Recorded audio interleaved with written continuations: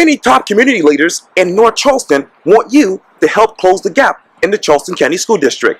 In this edition of Quintin's Close-Ups, I sit down with one of the organizers of the February 11th event in North Charleston, Charleston County School Board member Kevin Hollinshead, one-on-one. And be sure to download the free Quintin's Close-Ups app in your Apple or Google Play stores. And listen to this interview later on iHeartRadio. Kevin Hollinshead, it's so good to see you again. Hey, Quintin, I haven't seen you in months. Right here. Busy as always. Yes. How's everything with your family? Oh, yeah. Well, we're doing well. Obviously grandmother's in heaven now, but her funeral will be Saturday. So we'll be getting ready for that very soon. My prayers go with you and your family. Thank you so much. I really, really appreciate it. Let me turn to Black History Month. Obviously, it's February here in Charleston, and we do a lot about celebrating Black history in this particular community. When you think of Black history in Charleston, where does your mind go to? Well, as far as the field of education goes, you can remember some guys back in the day that were Charleston celebrities and educating us, or educating people. Wilhelm Merriweather, right. Principal of Burke High, right. Willie Hughes, yeah. Principal of Shakur Elementary. You got Gideon Pearson. He was principal at Mary Ford. Barbara Delegard, Dr. Delegard, she was a phenomenal person in our community. You remember Frank Taylor? Right. He was an awesome teacher that everybody loved in our community. And Cecilia Roger Cunningham. She started the CDA Academy, but also she was a phenomenal teacher within her ranks in Charleston County School. And the list goes on and on.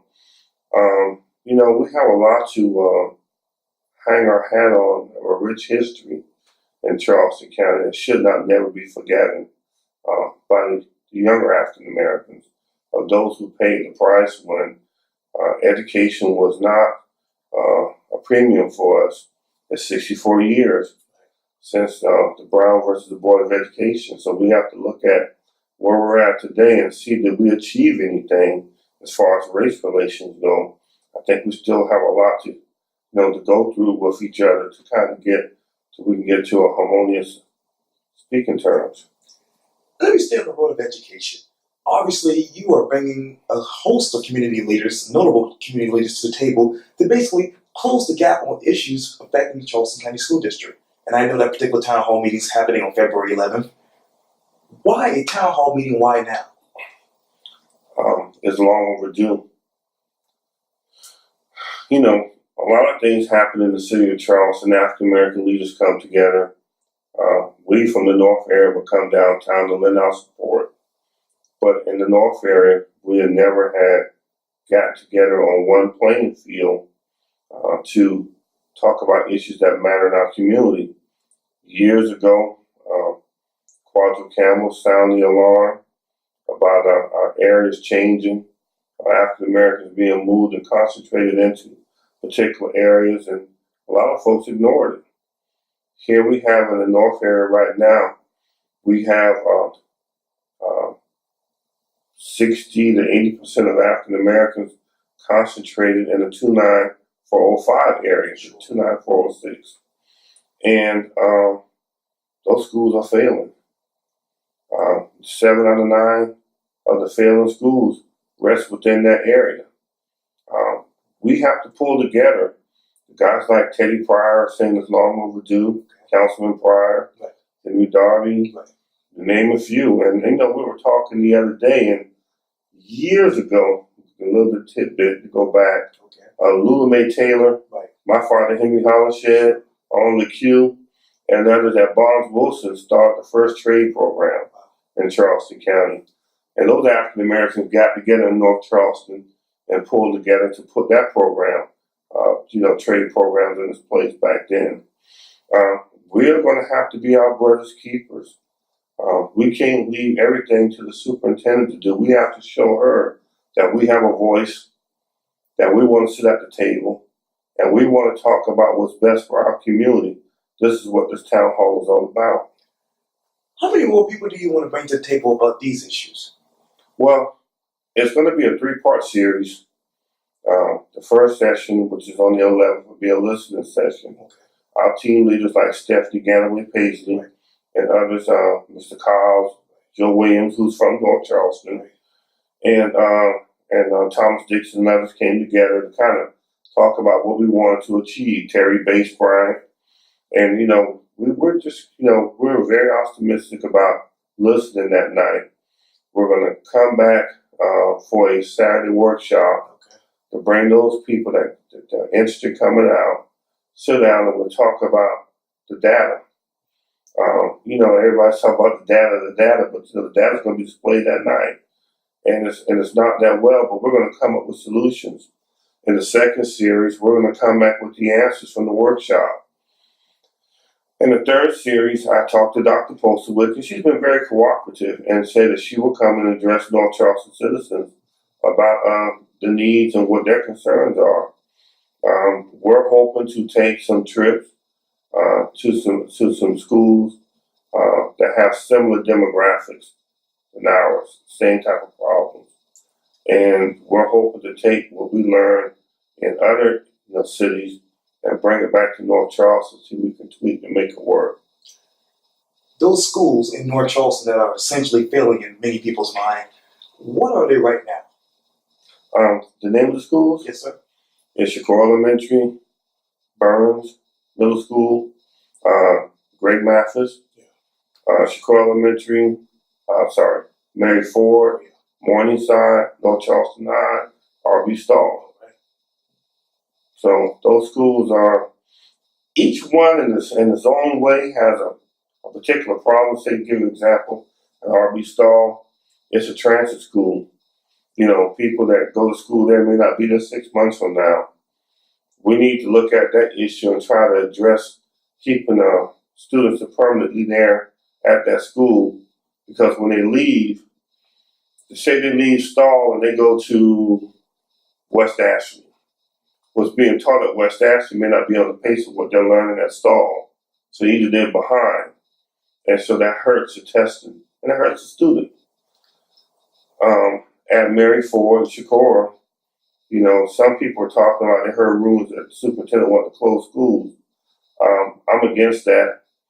Someone said the other day in our think tank, you can't put an economic structure, depressed kids on top of another group and combine them, because, there's no learning there. Just, everybody's kind of like in the same barrel. Okay. We're going to have to find ways to engage our community, give parents participation, and retool. How do you retool right now? Well, you know what? That's a great discussion point. For the kids that are not on par right now, we have to either get them ready for a job career, or either find a way to get them the necessary education that they need for when that light bulb comes on, they can continue on in life. It's going to take a 10-year plan. Don't let nobody fool you to straighten that area out. But we're going to have to do it in 3-year increments of measuring what progress that we have made every 3 years. Okay. But it's not everybody thinking somebody's state's going to come in, going to fix the problem. No, it's going to take years to do that. We have to be prepared for the long haul. The districts will have to put the financial resources into it for the next 10 years. And also the city of North Charleston and others to help bring this about.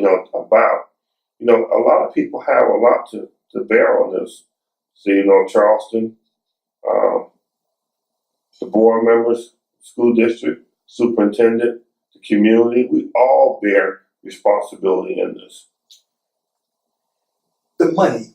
How much money do you all have to fix these 9 to 10 failing schools? Well, the only thing the state's doing is bringing in a coach to help motivate and to monitor and give ideals to those failing schools. We're going to have to come up with theories of finding how to stimulate the minds of children. We have some ideals of what we want to do and take in. I don't want to say this at the moment without respect to the group.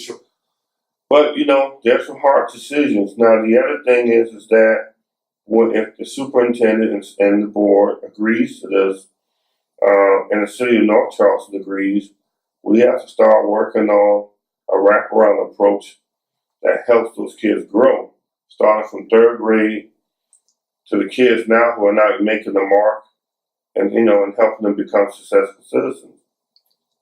How many people are not making that mark right now in North Charleston schools?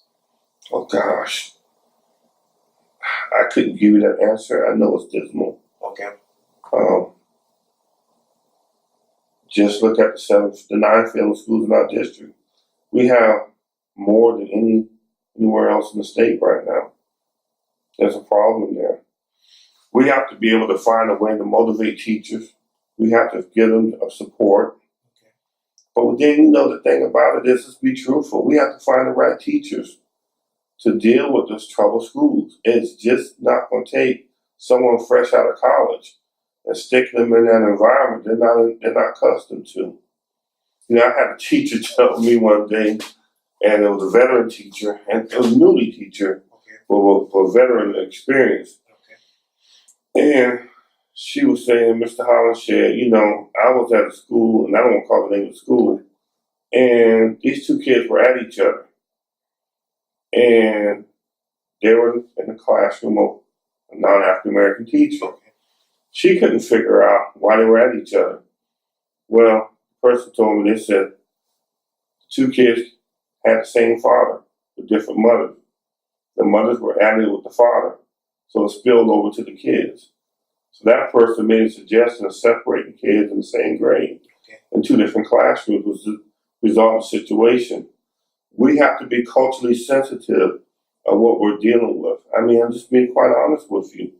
It's going to take smart people to deal with an environment that is not the same as you would in Mount Pleasant. When you look at that data that you probably have already, what else are you seeing when it comes to these 9 to 10 failing schools?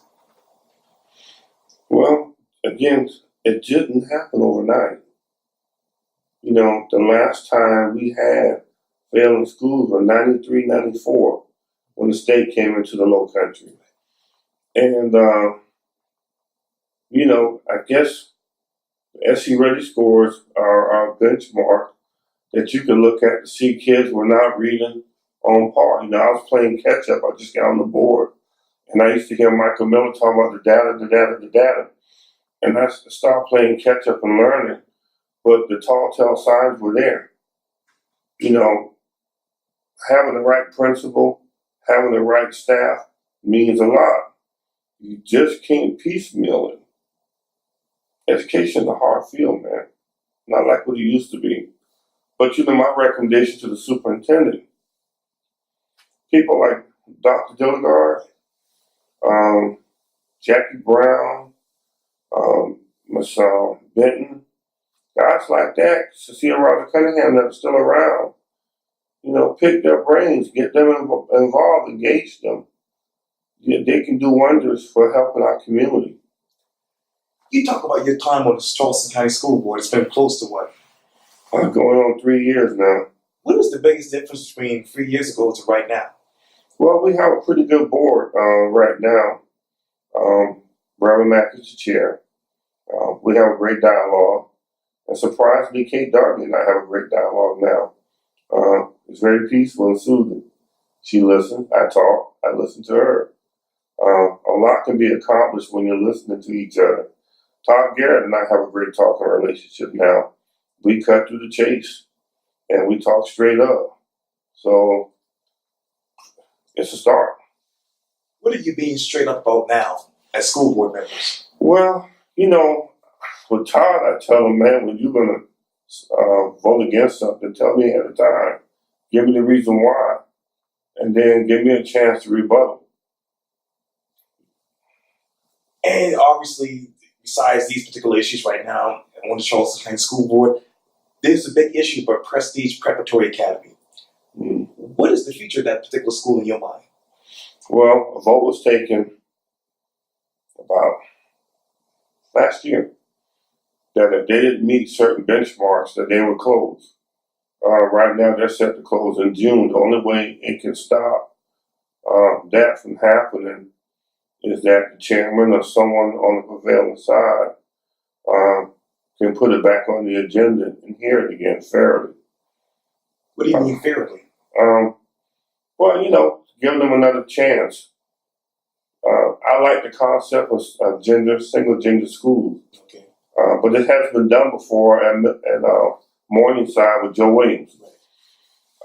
There's some value there. I think, to be honest, the principal, nice lady, you know,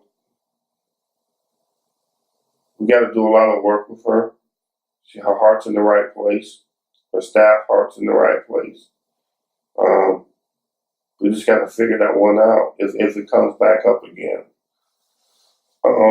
Should it come back up again? Well, I'm always for giving someone an opportunity to, you know, come back before the board. I don't think this is a situation where we turn our back on people. She might have something she wants to present that's compelling. You know, right now she's at about 52 students, which is not financially operative for her school. I think she needs about 84. So therefore, location has a lot to do with it. Okay. I recommended that she be placed in Garrett. We never followed through on that. I thought that she was to be given the opportunity because she could have drawn from the community of that area that would have helped her. You know, I'm just one of 9 votes. I know Chris Collins and I support her, but you know, I'm also a realist too. I mean, I can support you, but I also can critique you too. What have you been critiquing when it comes to the Prestige Preparatory Academy? Well, you know, she needed a bus. I got her a bus. She needed help with the Charter School Association. I did that for her. You know, you try to give people the necessary tools that they can swim. So, you know, I'm always there to help anybody. That's just what I'm here for. And currently you have how many people on the Charleston County School Board? There's 9 of us. Where's the other one? When is this person coming? When is the well, yeah, you're right. There's 8 of us now. You're right. I have no earthly idea. You know, I heard there's this group influence in that with the delegation. I pray and hope not. You know, Channel 5 was talking to me recently about that. And I did not know that group spent $700,000 to win the school board election. So I'm scratching my head right now. What do they want? That's the big talk in the African American community. It is really a big talk now. Still? Yes. You got pastors that are actually talking about it now. It's a discussion. It's a discussion point. When people find out that they spent $700,000 and it took one of the premier African Americans and made him their spokesperson and actually pretty much betrayed the community. So education is something you can't play with. You know, African Americans have had a hard life at this. Again, 64 years. And the only thing that we want is an opportunity to educate the misfortune.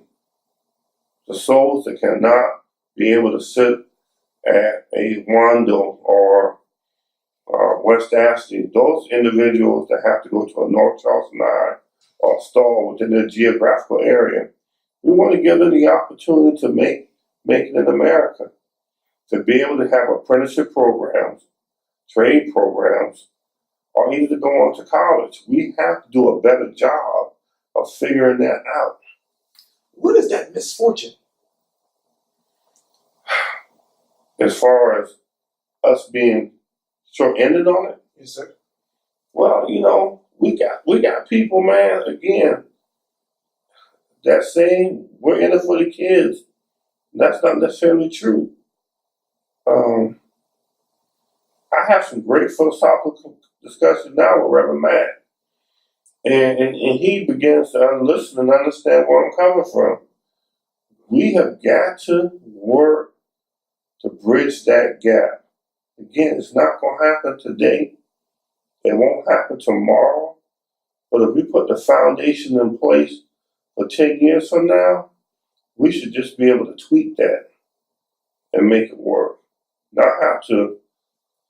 Kevin Hollinshead is not on the board anymore. Dr. Postwick's retired.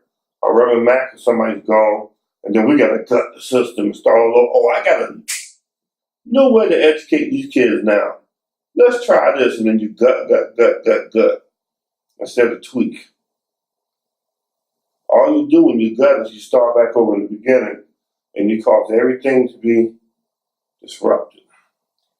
You talk about foundation. Let me take you to Stony Field. Mm-hmm. Is the renovation for Stony Field dead or alive in your mind? It's still alive. We just need to be able to put it on the forefront. It's still alive. We went through. I think we should have proceeded on with it. As you know, Burke is now getting this renovation after the friends of Burke and the alumni group raised a lot of sand and a few board members. It's on the way. With Stony Field, we're waiting on the sale of the Archer building to put those funds towards Stony Field for the renovation. But I think somewhere along the lines we can find the money to move that project forward now. Okay, well, Burke was, a new Burke building came around, 2005, 2006. Why wasn't Stony Field included in that at that time? I wasn't on the board. I understand. I couldn't tell you what was on those jokers' heads back then. Look at North Charleston. We have a new field coming to North Charleston. I think economically we can make it a bigger and better footprint for schools like South Carolina State, Benedict College, Allen University, Furman, Winthrop to come into Charleston and play games. To treat North Charleston as an economic hub and give kids a chance to see college life. You talk about economic hub. How much money has the city of Charleston contributed to Stony Field thus far? I think it's $1.5 million. Okay. I can get that for you, but I believe it's 1.5, which was put in 3. Have you gotten the 1.5? I think so. I have to check. Don't hold me to that. Okay, I want to. Anything else? No, it's just very important that the folks come out on February the 11th at 6:30 to 8. We'll have some food out there for those who are just getting off from work. Some heavy topic discussions. We got Jesse Williams again. Oh, yeah. All those guys are coming out. We got Elvin Spates and the guys like that already said they're coming. Right.